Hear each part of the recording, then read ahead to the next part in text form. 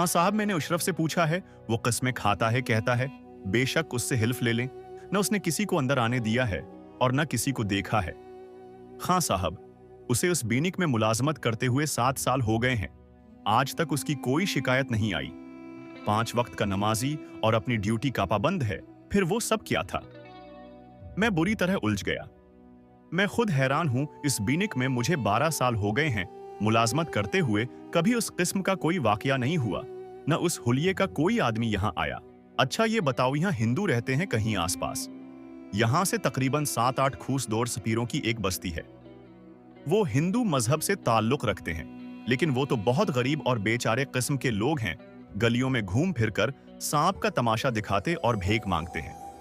हाँ, छोटी मोटी चोरियां जरूर करते हैं, अगर दांव लग जाए। उसके अलावा उनके बारे में कभी और कोई बात न सुनी, उसने बताया। अच्छा छोड़ो, इस बात को, जो भी होगा देखा जाएगा। अगर वो दोबारा आया तो देख लेंगे। हम कुछ देर बैठे बातें करते रहे, फिर वो अपनी सेट पर होगा चला गया। मैं भी अपने काम मसरूफ हो गया। फसल की कटाई हो चुकी थी। उन दिनों में बिनक में काम ज्यादा होता था। काम करते करते 5 बज गए। छुट्टी के वक्त हम बाहर निकलने लगे तो अमरान कहने लगा, खान भाई, मैंने एक मकान आपकी रिहाइश के लिए देखा है। ज्यादा बड़ा तो नहीं है, 2 कमरे, बाथरूम और सहन है। ज्यादा खूबसूरत तो नहीं, बस गुजारा है। रहने दो अमरान, इतना खूबसूरत बंगला छोड़कर साइमा 2 कमरों के तंग से मकान में कभी ना जाएगी। वैसे भी अब वो एडजस्ट हो चुकी है और उसके बाद कोई ऐसी बात भी नहीं हुई। दरअसल मुझे तो पहले ही यकीन न था कि इस घर में ऐसा कोई फजूल चुकर है, लेकिन साइमा की वजह से परेशान था। उसके बाद बात खत्म हो गई। दूसरे दिन जब मैं बिनक जाने लगा तो साइमा ने मुझे याद दिलाया कि माली और पौधों का बंदोबस्त करना है। शाम को जब हम आने लगे तो मैंने उमरान से माली और पौधों का जिक्र किया। वो कहने लगा, मेरे एक दोस्त हैं रजाक साहब, उन्होंने बहुत बड़ी नर्सरी बनाई हुई है, चलकर उनसे पौधे भी ले आते हैं, वहीं से माली का बंदोबस्त भी हो जाएगा। दोपहर को बारिश होने की वजह से मौसम खुशगवार हो गया था, इसलिए हम पैदल ही चल पड़े। मेरा मकसद शहर के रास्तों से वाकिफ होना था। हम दोनों गुप शुप करते चले जा रहे थे कि अचानक किसी ने पीछे से मेरी कमीज पकड़ ली। मैं चौंक कर मड़ा। वो एक मैला कचीला मिलिंग था। इसके सिर और दाढ़ी के बाल बेतहाशा बड़े हुए थे और वो लाल अंगारा आंखों से मेरी तरफ देख रहा था। अचानक उसने हजियानी अंदाज से कहकहा लगाया। पकड़ा गया, आखिरकार पकड़ा गया। इस बार उसका शिकार तो है, सुन लिया। आस बार उसका शिकार तो है। मैंने जेब में हाथ डाला ताकि उसको कुछ दे सकूं। लोग हमारी तरफ देखकर हंस रहे थे। पागल है बेचारा, किसी ने कहा। वो सबसे बेनियाज मेरी आंखों में देख रहा था, जिनमें अजीब सी कशिश थी। मैंने जेब से 10 का नोट निकालकर उसके हाथ पर रख दिया। उसने नोट मना में डाला और निकल गया। फिर कहकाए लगाने लगा। अमरान ने उसके शाने पर हाथ रखकर कहा, बाबा जी अब हमें जाने दो। उसने उमरान की बात पर जरा ध्यान न दिया। साधु क्या कहता था, इसने मेरे कान के पास मुंह लाकर सरगोशी की। मैं बुरी तरह चौंक गया।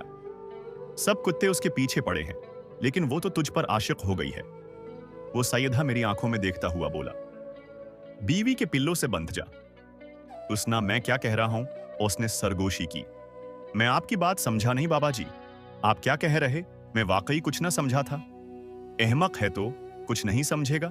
आग से न खेल, वो तो आग है, आग जल जाएगा। हाँ हाँ हाँ। उसने एक वहशियाना कहकहा लगाया और एक तरफ भाग खड़ा हुआ। मैंने उमरान की तरफ देखा। वो मुस्कुरा कर बोला, बेचारा पागल है। मैंने नफी में सुरहलाया, तुमने शायद उसकी बात गौर से नहीं सुनी। वो कह रहा था साधु क्या कहता था। वाकई मैंने नहीं सुना। उमरान ने हैरत से मेरी तरफ देखा। उसने मेरे कान में सरगोशी की थी। मैंने कहा, हम दोबारा चल पड़े। मैं सारा रास्ता यही सोचता रहा कि मुलंग की बातों का क्या मतलब था। क्या वो साधु को जानता है? वो किसकी बात कर रहा था? कौन आग है? बीवी के पल्लों से बंध जा, इसका मतलब भी मेरी समझ में न आया। बल्कि सच पूछें तो मैं उसकी कोई बात न समझ सका था। अजीब सी बातें कर रहा था। साधु ने भी कुछ बेमानी सी बातें की थी। नर्सरी से पौधों और माली दोनों का बंदोबस्त हो गया था। वापसी पर मेरी नजरें उसी मिलंग को तलाश करती रहीं, पर वो ना मिला। घर पहुंचकर मैंने साइमा को बताया, कल माली और पौधे पहुंच जाएंगे। वो लान में जाकर जगह देखने लगी जहां कल उसने माली से पौधे लगवाने थे। बच्चे अंदर कमरे में बैठे खेल रहे थे। मैं बेड पर लेट गया। मेरे जिहन में अभी तक उस मिलंग की बातें गूंज रही थीं। साधु क्या कहता था, इसकी सरगोशी जैसे अब भी मुझे सुनाई दे रही थी। खाना लाऊं खां साहब? साइमा ने अंदर आकर पूछा। हां ले आओ, मैंने कहा। सबने वहीं बैठकर खाना खाया। शाम होने को थी। सर्दी में इजाफा होने लगा था। खाना खाने के बाद बच्चे सो गए। क्या बात है, आप कुछ परेशान हैं? जब से बाहर से आए हैं मैं देख रही हूं आप चुप चुप से हैं। खैरियत तो है? साइमा ने मेरे पास बैठते हुए पूछा। नहीं, परेशानी की तो कोई बात नहीं, बस काम की जियादती है, इसलिए उसके बारे में सोच बचार कर रहा था। मैं उसे साधु और मिलिंग की बातें बताकर परेशान नहीं करना चाहता था। मैं सोच रही थी कि हम सब कुछ दिनों के लिए लाहौर चले चलें। आप 2-3 दिन की छुट्टी ले लें। सच मेरा बड़ा दिल कर रहा है सबसे मिलने को। मुझे तो शायद छुट्टी न मिल सके और इतनी जल्दी छुट्टी में लेना भी नहीं चाहता। तुम चली जाओ बच्चों को लेकर, मैंने कहा। उसने नफी में सर हिलाया। क्यों? मैंने उसकी तरफ सवालिया नजरों से देखा। कमाल करते हैं आप भी। खाना कहां से खाएंगे? इतनी दूर जाकर कम से कम एक हफ्ता तो रहना पड़ेगा। इतने दिन आपकी जरूरियात हैं का ख्याल कौन रखेगा? वो ऐसी ही थी हर दम मेरा ख्याल रखने वाली। इसीलिए तो कहता हूं दूसरी शादी करने दो। एक बीवी अगर कहें जाए तो दूसरी ख्याल रखने को मौजूद हो। मैंने हंसते हुए उसे छेड़ा। ठीक है, कर लें, दूसरी शादी में चली जाती हूं। आप जी भरकर उसके साथ रह लें, आपकी हसरत पूरी हो जाएगी, उसने गुस्से से कहा और आट कर जाने लगी। मैंने उसे हाथ से पकड़कर अपनी तरफ खींचा। वो अपने ध्यान में थी, झुटका खाकर मेरे ऊपर आन गई। सियाह घने बाल मेरे चेहरे पर फैल गए। मैंने एक गहरी सांस ली। उसके वजूद की खुशबू से मैं मौतर हो गया। हुसैन आंखें पानियों से भर गई थीं। इस कसम कामजाक में भी उसके लिए नाकाबिल बर्दाश्त था। मैंने उसका हुसैन चेहरा अपने दोनों हाथों में थाम लिया। अरे अरे बेवकूफ, मैं मजाक कर रहा था, तुम तो सीरियस हो गई। उसने डबडबाई आंखों से मेरी तरफ देखा। मैं ये बात मजाक में भी बर्दाश्त नहीं कर सकती कि आप किसी दूसरी औरत की तरफ मतवजा हूं। इस दिन मैं अपनी जान दे दूंगी। अच्छा बाबा सूरी, गलती हो गई। मैंने दोनों हाथों से कान पकड़ लिए। मेरे उस अंदाज पर हंस पड़ी। आइंदा ऐसा मजाक नहीं करना, वो बोली। मैंने उसकी नाक को चटकी में पकड़कर कहा, ठीक है मुल्का आलिया गुलाम, आइंदा उस बात का ध्यान रखेगा। उसने मुस्कुराकर सिर इस बात में हिलाया। मेरे मजबूर करने पर वो दूसरे दिन बच्चों के साथ लाहौर चली गई। उन्हें कोच में बैठा कर मैं बैनक चला गया। थोड़ी देर बाद मोहम्मद शरीफ इजाजत लेकर अंदर आ गया। वो इसी बीनिक में काम करता था। निहायत ही परहेजगार, चेहरे से पाकीज़गी झलकती थी, पाबंद शरा था। हर वक्त वो जिक्र इलाही में मसरूफ नजर आता। बीनिक का सारा अमला उसकी इज्जत करता था। अंदर आ सकता हूं जनाब? वो दरवाजे पर खड़ा पूछ रहा था। आए शरीफ साहब, आप बिला इजाजत अंदर आ जाया करें, पूछा न करें। मैं उसके एहतराम में कुर्सी से उठ खड़ा हुआ। जी क्या बात है? उसने अदब से मेरे साथ मुसाफहा किया और कहने लगा, खां साहब, परसों मेरे बेटे का अकीका है। मेरी ख्वाहिश है आप उसमें शिरकत करके मुझे इज्जत बख्शें। क्यों नहीं मोहम्मद शरीफ, ये तो मेरे लिए खुशी की बात है कि आप जैसा नेक इंसान अपनी दावत में बलाया जनाब। क्यों शर्मिंदा करते हैं? आप बड़े अफसर हैं, हम तो आपके खादिम हैं। ऐसी बात नहीं, बड़ी तो सिर्फ खुदा ताली की जात है, उसके बंदे तो सब बराबर हैं। ये दर्जा बंदियां भी उसी की बनाई हुई हैं ताकि दुनिया का निजाम एहसन तरीके से चलता रहे। मैंने मुस्कुराते हुए कहा, बेशक बड़ी जात सिर्फ खुदा की है, तो फिर मैं तवक्का रखूं कि आप तशरीफ लाकर मेरी इज्जत अफजाई करेंगे। क्यों नहीं शरीफ, मैं बखुशी आऊंगा। शुक्रिया जनाब। आस ने जाते जाते सलाम किया। 5:30 बजे मैं बीनिक से निकला और पैदल ही घर की तरफ रवाना हो गया। मैं आराम आराम से चला जा रहा था कि अचानक मेरी नजर उसी मिलंग पर पड़ी जो कल हमें मिला था। मैं जल्दी से उसकी तरफ बढ़ा। उसकी रफ्तार खासी तेज थी। मैं तकरीबन दौड़ रहा था। उसने अचानक पीछे मुड़कर मुझे हटा दिया, देखा और मुस्कुराकर अपनी रफ्तार और तेज कर ली। मैं जितना तेज चल सकता था चल रहा था, लेकिन उसके और मेरे दरमियान फासला बरकरार रहा। बाजार से निकलकर मैंने दौड़ना शुरू कर दिया। जल्द ही हम शहर से बाहर आ गए। वो कभी कभी मड़कर मेरी तरफ देखता, मुस्कुराता, फिर अपनी रफ्तार मजीद तेज कर लेता। मुझे उसकी तेज रफ्तारी पर हैरत होती है। हो रही थी। अब खींच शुरू हो चुके थे। चलते चलते हुए एक खींच के किनारे रुक गया। मैंने अपनी रफ्तार मजीद तेज कर ली। अचानक मुझे किसी चीज से ठोकर लगी और मैं उड़ गया। मुंह के बल गिर पड़ा। सख्त चोट आई, घुटने बरी तरह छुल गए। पेंट भी इस जगह से फट गई। जल्दी से उठकर मिलंग की तरफ देखा, लेकिन वो गायब था। मैंने चारों तरफ नजर दौड़ाई। उसे तो जैसे जमीन खा गई थी। खेतों में फसल भी न थी कि मैं सोचता वो फसलों में घुस गया होगा। मैं जल्दी से उस जगह पहुंचा जहां वो मेरे गिरने से कबल खड़ा था, लेकिन उसका कहीं नाम व निशान न था। अचानक किसी ने मेरे कंधे पर हाथ रख दिया। मैं बुरी तरह उछल पड़ा। चौंक कर देखा तो मेरे पीछे वही साधु खड़ा था, जो बीनक का वक्त खत्म होने के बाद न जाने किस तरह अंदर दाखिल होने और कमरे से निकलने के बाद गायब हो गया था। अब वो मेरे सामने खड़ा बड़ी गहरी नजरों से मुझे देख रहा था। किस कारण इतना पागल हो रहा है, किसे तलाश कर रहा है, उसकी आंखों में मानी खीज चमक थी। मिलिंग के नजरों से ओझल होने से मैं पहले झंझलाया हुआ था। ऊपर सेवा मनहूस साधु फिर मेरे सामने आ खड़ा हुआ। किसी को नहीं, मैंने रखाई से जवाब दिया। अब तेरे क्या विचार हैं? मैंने उस दिन तुझसे एक सवाल पूछा था। मुझे अभी तक उसका जवाब नहीं मिला। उसने बड़े गंभीर लहजे में कहा, तुम कौन हो? पहले तो ये बताओ, फिर मैं तुम्हारे सवाल का जवाब दूंगा। मैंने कुछ सोचकर नर्म लहजे में कहा। उसके मोटे भदे होंठों पर अजीब सी मुस्कुराहट फैल गई। देवी महान है, उसने दोनों हाथ जोड़कर माथे से लगाए। तेरी अकल अब काम करने लगी है। वो मज़हका खेज लहजे में बोला। गुस्सा तो मुझे बहुत आया, लेकिन मैं उसके बारे में जान ही ना चाहता था कि ये कौन है। मैं नहीं जानता जो तो बोल रहा है वो सच है या झूठ, लेकिन मेरी समझ में एक बात नहीं आई कि तेरी दीवी मुझसे क्या चाहती है। मैंने उससे मुतासिर हुए बगैर मजबूत आवाज में कहा। शाम का अंधेरा आहिस्ता आहिस्ता फैल रहा था। हम दोनों उसी खीत के किनारे खड़े थे जहां वो मिलिंग गायब हुआ था। दीवी तेरी मदद करना चाहती है। यदि तूने दीवी की हुक्म की तामील न किया तो बड़ी मुश्किलों में पड़ जाएगा। उसने किसी उस्ताद की तरह मुझे समझाया। मुझे तो कोई ढोंगी या बहरूपिया लगता है। तेरी किसी बात की समझ मुझे नहीं आती। अगर तुझे रकम की जरूरत है तो सीधी तरह बता, मैं तेरी कुछ न कुछ मदद जरूर करूंगा। मेरी बात सुनकर उसका चेहरा गुस्से से तप गया। लाल अंगारा आंखों में जैसे आग के अलाव रोशन हो गए। वो गुस्से से थरथर कांपने लगा। मूर्ख, तो नहीं जानता तो इस समय किसके सामने खड़ा है। तुझे अभी मेरी शक्ति का इल्म नहीं है।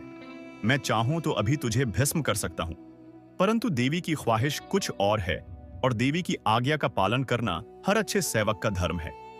परंतु तूने मेरा अपमान किया है, साधु का अपमान। उसका शराब तो तुझे मिलेगा। उसकी आंखों में कहर उतराया तो मुझे सजा देगा। मैंने उसे कहा, अगर तुझ में हिम्मत है तो जो करना चाहता है कर ले, मैं तेरे सामने खड़ा हूं।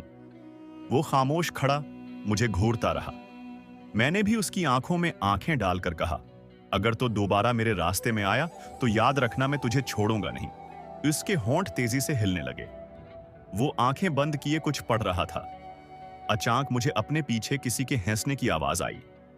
तेजी से मड़कर देखा तो वही मुलंग खेत के किनारे बैठा मिट्टी के ढेलों से बच्चों की तरह खेल रहा था। भाग गया बजदुल, वो कहकाए लगाने लगा। मैंने फौरन मड़कर देखा तो दूर दूर तक साधु का नाम और निशान न था। मैं हैरान रह गया क्योंकि हम बिल्कुल खुले मैदान में खड़े थे। दूर तक कोई ऐसी जगह न थी जहां वो छुप सकता।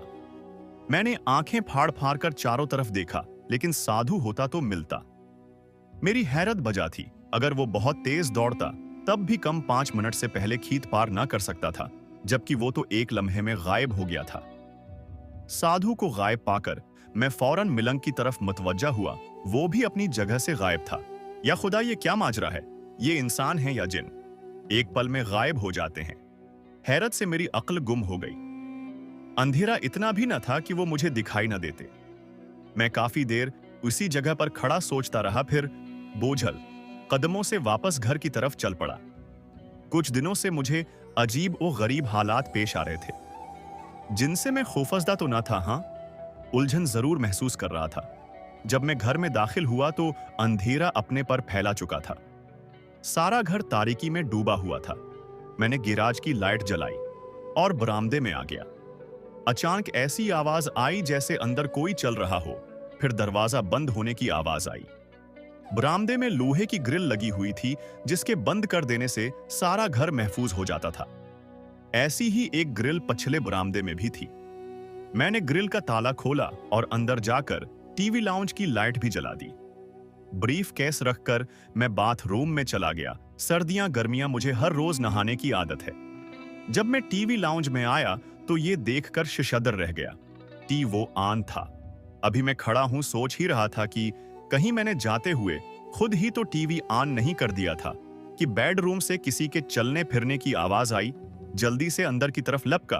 बेडरूम खोलकर देखा तो एक बार फिर अजीब से बेचैनी ने घेर लिया। मैं वापस टीवी लाउंज में आया तो हेरत का एक और झटका लगा। टीवी बंद था। मैंने उसे ऑन किया। कोई टॉक शो लगा हुआ था। मेरा दिल टीवी देखने में न लगा, इसलिए मैं बेडरूम में आकर लेट गया। थोड़ी देर बाद मुझे नींद आ गई। रात को मैंने ख्वाब देखा। साइमा मेरे कमरे में आई है। उसने बहुत गहरा मेकअप किया हुआ है। इसके हाथों में गुलाब का ताजा फूल है। कमरा गुलाब की खुशबू से महक रहा है। बेड पर गुलाब की पत्तियों की सैज सी बनी हुई है। साइमा पहले से ज्यादा हैसन नजर आ रही है। वो रात भी मेरे अरमानों की रात साबित हुई। हम दोनों दुनिया जहां से बेखबर एक दूसरे में खुए रहे। सुबह मेरी आंख जरा देर है से खुल ली। मैंने कलाक पर नजर डाली। 7 बज रहे थे। अंगड़ाई लेकर उठ बैठा। अचानक मेरी नजर बेड पर पड़ी तो मैं उछलकर बेड से नीचे उतर आया। हैरत से मेरी आंखें फट गईं। सारा बेड गुलाब की पत्तों से यूं ढका हुआ था जैसे शब उरूसी के लिए बेड फूलों की पत्तों से सजाया जाता है। पत्तियां मुसल्ली हुई थीं तकिए पर, गुलाब का एक फूल भी रखा हुआ था। रात को ख्वाब में मैंने देखा था कि साइमा गुलाब का फूल लेकर कमरे में आई और फूल मुझे दे दिया, जिसे सौंग कर मेरे अंदर जज्बात का तूफान इमड़ आया था। मैंने एक झटके में साइमा को अपने ऊपर गिरा लिया था। साइमा के अंदाज में वालहानापन और वारफतगी थी। मैं हैरत भरी नजरों से बेड को देख रहा था। कमरा गुलाब की खुशबू से महका हुआ था। क्या वो ख्वाब नहीं था? लेकिन ये कैसे मुमकिन है? सर बड़ी तरह चुकरा रहा था। अगर वो ख्वाब था तो गुलाब की पत्तियां और फूल कहां से आए? अगर हकीकत थी तो ये कैसे मुमकिन है? साइमा की गैर मौजूदगी, बल्कि इस शहर में गैर मौजूदगी कहना मुनासिब होगा कि बावजूद वो रात को मेरे साथ। कुछ समझ नहीं आ रहा था। ये सब क्या है? इस कसम के हालात से मेरा साबिका पहले कभी न पड़ा था। काफी देर में इसी शिश उपंज में मुब्तला रहा। फिर सर झटक कर बाथरूम घुस गया। नहाकर मैं जल्दी से बीनिक रवाना हो गया। अमरान छुट्टी पर था, वरना उससे कहकर ही दिल का बोझ हल्का कर लेता। काम के दौरान भी मैं रात वाले किस्से के बारे में सोचता रहा। बल्कि सोचता क्या रहा, ख्यालात खुद ब खुद मेरे जिहन में आते रहे। तकरीबन 12 बजे मोहम्मद शरीफ का फोन आ गया। वो मुझे शाम को अपने हां आने के बारे में याद दहानी करवा रहा था। आज वो छुट्टी पर था। मैंने उससे वादा किया कि मैं जरूर आऊंगा। उसका घर यहां से तकरीबन 20 मील के फासले पर था। 5 बजे बीनक से निकला और टैक्सी में बैठकर रवाना हो गया, जिसने मुझे आध घंटे में शरीफ के घर पहुंचा दिया। मैं पहली बार उसके घर जा रहा था, लेकिन टैक्सी वाला उसी गांव का था। वो मुझे सईदा शरीफ के घर ले गया। जब मैं घर के सामने उतरा तो शरीफ सामने आ रहा था। बड़े तिपाक से मिला और मुझे अंदर ले गया। लगभग 2 कनाल के रकबे पर बना हो यह घर सादा लेकिन साफ सुथरा था। सामने की तरफ एक कतार में कमरे, उनके आगे बरामदा, वसिया वो अरीज सहन, और एक तरफ जानवरों का बाड़ा बना हुआ था, जिसमें 2 भैंसें और चंद बकरियां बंधी हुई थीं। शाम होने को थी। सहन में 4 पाइयां बिछाकर बैठने का इंतजाम किया गया था। 20-25 अफराद उन 4 पाइयों पर बैठे हुए थे। वो जल्दी से भागकर अंदर से मेरे लिए करसी ले आया। मगरिब की नमाज के बाद खाना खाया गया। उसके बाद वो कहने लगा, सर, मेरे वालिद मोहतरम आपसे मिलना चाहते हैं। जरूर। जरूर क्यों नहीं, कहां है तुम्हारे वालिद साहब? मैंने मुस्कुराकर कहा, वो माजूर हैं, चल फिर नहीं सकते, अंदर कमरे में लेटे रहते हैं। उन्होंने ही मुझे आपको यहां बुलाने के लिए कहा था। वो आपसे कुछ कहना चाहते हैं, वीरी सेड। मैंने अफसोस से सर हिलाया। चलें सर, अंदर चलते हैं। मैं उठ खड़ा हुआ। वो मुझे लेकर सामने बने हुए कमरों की तरफ चल पड़ा। बुरामदा पार करके हम बाएं तरफ बने एक कमरे के सामने पहुंच गए। शरीफ ने दरवाजे पर हल्की सी दस्तक दी। मोहम्मद शरीफ, आ जाओ, दरवाजा खुला है। अंदर से एक भारी आवाज आई। सिर, अगर बुरा ना माने तो जूती बाहर ही उतार दें, उसने शर्मिंदा से लहजे में कहा। मैंने जूता उतार दिया। शरीफ ने दरवाजा खोला और मुझे अंदर जाने के लिए रास्ता दिया। मैं अंदर दाखिल हुआ तो बड़ी मसहूर कुन खुशबू ने मेरा इस्तकबाल किया। मुदहम सब्ज रोशनी का बल्ब कमरे के माहौल को पाकीज़ा बना रहा था। शरीफ ने अंदर आकर अपने पीछे दरवाजा बंद कर दिया और ट्यूब लाइट जला दी। कमरे में रोशनी फैल गई। एक नौरानी सूरत बुजुर्ग सामने बिछे तख्त पोश पर बैठे हुए थे। एक चारपाई फर्श पर मोटा सा कपड़ा नमा कालीन ये था। फारूक बेटा, मैंने तुम्हें एक खास मकसद के तहत बुलाया है। जो कुछ मैं तुमसे कहने जा रहा हूं उसे गौर से सुनना, अमल करना न करना तुम्हारे अख्तियार में है, लेकिन मैं तुम्हें नसीहत है करना जरूरी समझता हूं। मुस्तकबल में क्या होने वाला है यह सिर्फ खुदा के सिवा कोई नहीं जानता। वही है जो दिलों के भीद और आने वाले वक्त के बारे में बखूबी जानता है। बाज़ औक़ात अपनी मंशा के मुताबिक कुछ बातें वो मुझ जैसे गुनाहगार बंदे को बता देता है। उसमें भी उसकी कोई हिकमत होती है। जिस कदर वो चाहता है इतना ही है, इंसान को मालूम हो सकता है। रात जो कुछ हुआ वो एक ख्वाब नहीं था। मैं हैरत से मुंह खोले उनकी बात सुन रहा था। हैरान में उस बात पर था कि सिवाय मेरे रात वाले वाकये के बारे में किसी को पता न था कि क्या हुआ, जबकि शरीफ के वालिद साहब मुझे उस तरह बता रहे थे जैसे वो खुद वहां मौजूद रहे हों।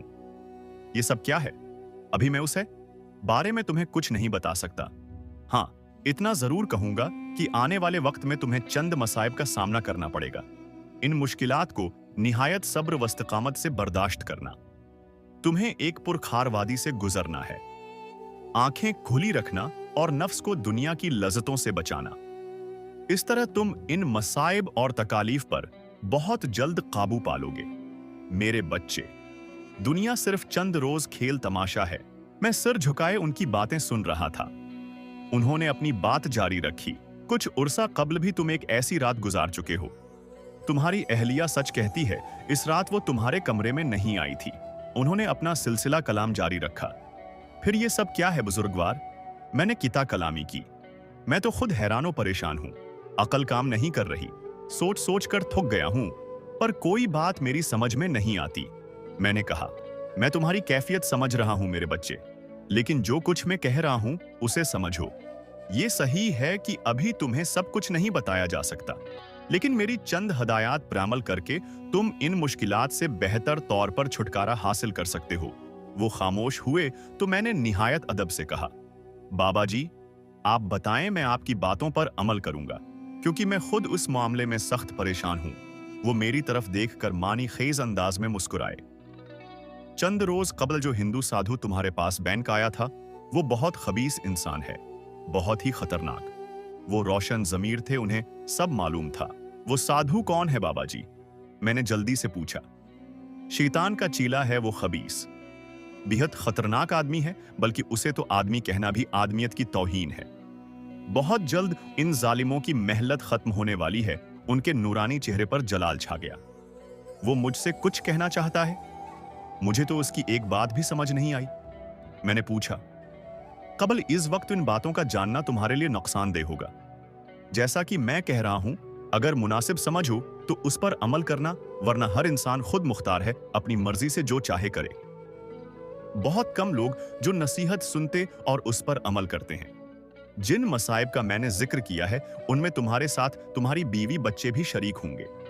ये मुमकिन है कि उनको वहीं रोक दिया जाए जहां वो मौजूद हैं, या तुम्हें भी उनके पास भेज दिया जाए, लेकिन उस तरह खुदा की मखलूक इन बदबख्तों के हाथों बर्बाद होती रहेगी।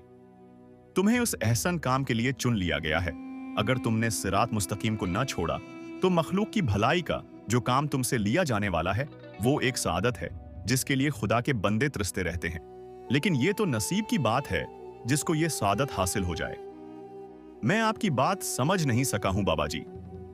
किस कस्म की सादत और मुश्किलात का जिक्र कर रहे हैं आप? अगर मुनासिब समझें तो वजाहत फरमा दें।